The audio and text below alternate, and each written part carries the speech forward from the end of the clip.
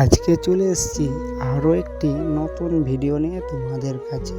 তোমরা জানো যে আগামীকাল শিবরাত্রি, তার জন্য আমরা যাচ্ছি একটি শিবরাত্রি উপলক্ষে হরিনামের মাইক বাজাতে।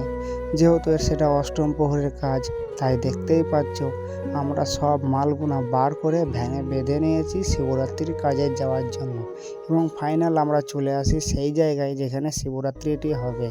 এবং আমরা সব মাইকগুনা বেঁধে যখন দেখলাম আমাদের খাবার টাইম হয়ে গিয়েছে, তাই আমরা চলে আসি খাবার খাওয়ার জন্য এবং স্নান টান করার জন্য।